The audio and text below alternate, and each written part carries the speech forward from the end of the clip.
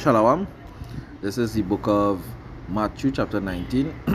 I read in from verse 27. It says, Then answered Peter and said unto him, Salakia, behold, I have forsaken all and followed thee. What shall we have therefore? I like to start off by saying, Kal halal ala hayanawa, Yahweh Bahashem Yahawashi, Bahashem Rakakodash.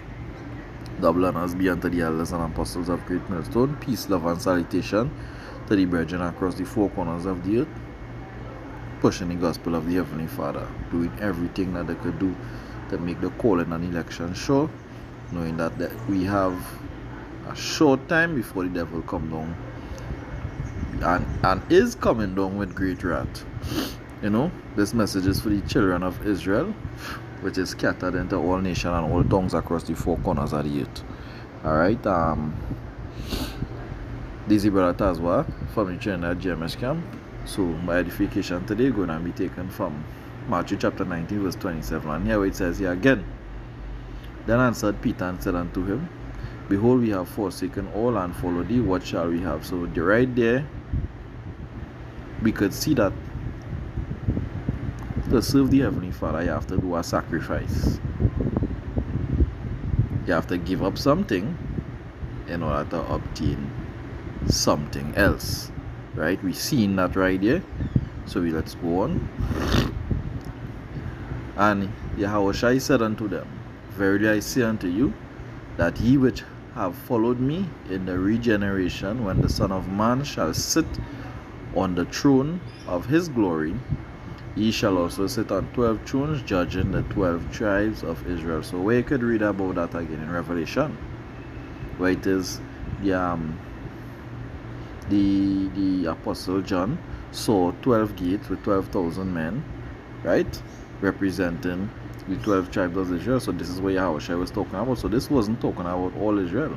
This was talking about the elect, his disciples, the men who was with him in the foundation, creating everything after the commandment of Yahweh.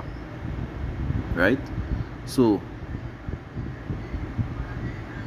that going to be the reward for them that followed after the Lord Yahweh Bashem Yahushai in spirit and truth.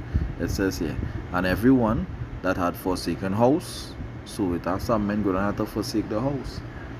You're going to have, you work hard, sweat, build your house with your own two hands. Me personally, I could testify to that.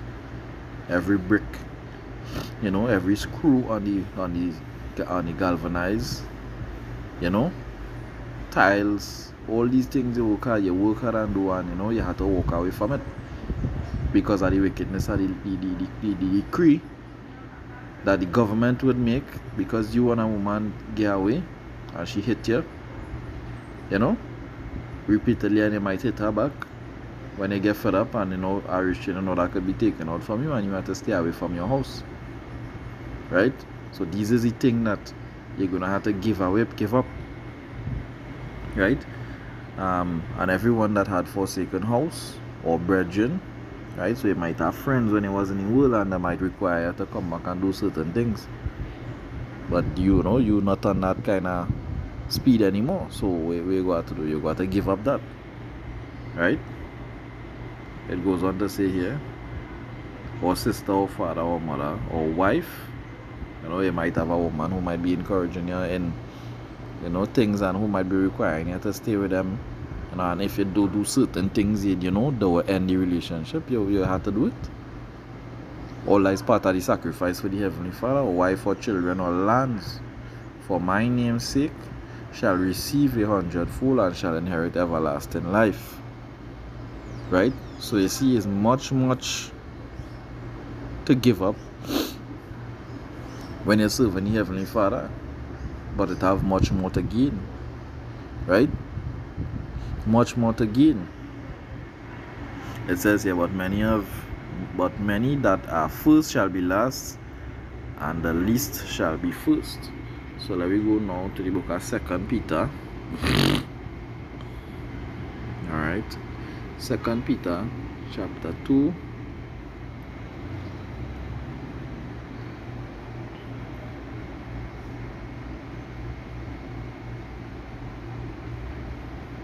Right, 2 Peter chapter 3, starting from verse 10. But the day of the Lord will come as a thief in the night, wherein the heaven shall pass away with a great noise, and the elements shall melt with fervent heat, and the earth also, and the works that are therein shall be burnt up. So is something to comfort your spirit when you lost or had to give up a lot. That the Heavenly Father coming to destroy the things in the earth. So we're holding on to at the end of the day. When it comes the times we're coming into the mark, the MOTB, that is something that wherever you have, in order to hold on to it, you're gonna have to be doing such things.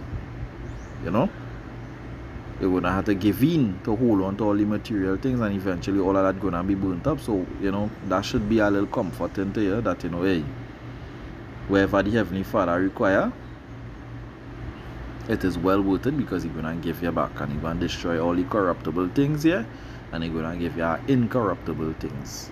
So hey, so it's worth it.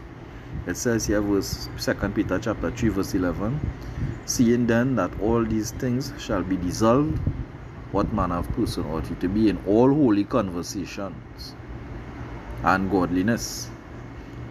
So hey, you should always have in your mind, hey, this freaking place, go and go. This place had to burn. It says here, looking for and hastening unto the coming of the day of Yahweh power, wherein the heavens being on fire shall be dissolved, and the elements shall melt with fervent heat. Right, so the elements gonna melt with fervent heat. Everything that you see, your house, your car, your money, when them nuclear bombs and them drop, everything gonna be history. Nevertheless, we, according to His promise, look for a new heaven and a new earth, wherein dwelleth righteousness. So you see, that way your mind supposed to be focused on. The new heaven and new earth, wherein dwell in righteousness. That is the main agenda. That is the main order of the day.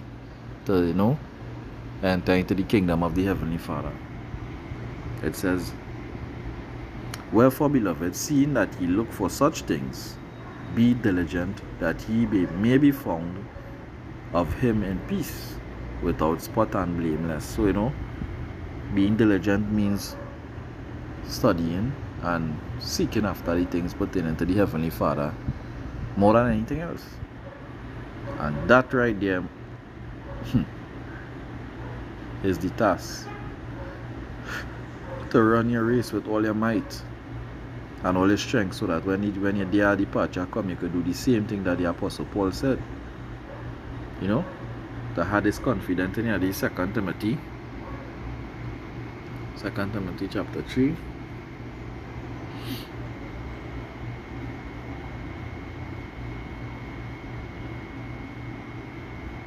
Right, let me just get it here. 2 Timothy chapter 4, chapter 3, right?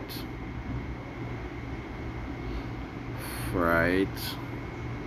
2 Timothy chapter 4, verse 6, it's starting from. It says, for I am now ready to be offered, and the time of my departure is at hand. I have fought a good fight. I have finished my course. I have kept the faith. How much of us could be able to say that at any point in time when your death should arrive?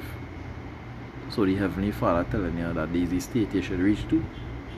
The scriptures leads you to meditate and study and be diligent and put yourself to a state where you're always putting your best foot forward for the Lord. So anytime that approach, you can be able to look it in its face and say, hey, Father, I'm ready. Right? Verse 8, henceforth there is laid up for me a crown of righteousness, which the Lord, the righteous judge, shall give me at that day, and not to me only, but unto all them that will also love His appearing. So you see, it's not a selfish thing. Everybody that seek after the Lord in spirit and in truth, go in and receive that blessing. What a beautiful thing the Heavenly Father had prepared for us. Shalom. Mawat lababal kom yasharala. Until next time, May we enter into our kingdom sooner than later.